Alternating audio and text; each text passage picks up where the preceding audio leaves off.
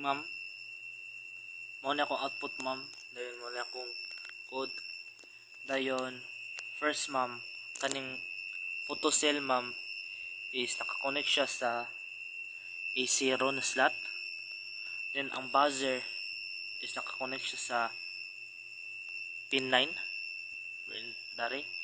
Then mo na ang code. Pratong kuan ma'am is ang photocell na sa A0 then pin 9. Then ang buzzer pin output basta ni ma'am itinabali ang buzzer maong silbi siya ang mag-output sa input na tong gihatag. Then ang input na to ani ma'am is tubel kaning photocell.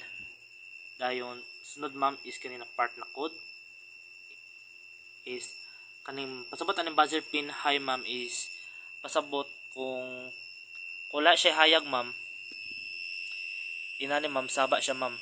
Then kung ang buzzer pin is low mo hinay ang saba ma'am. Para ni ma'am, for example. Mahayagan ako siya ma'am.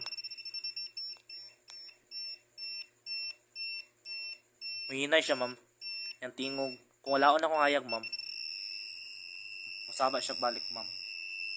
Dayon, mawala din to kung kuan ma'am, output.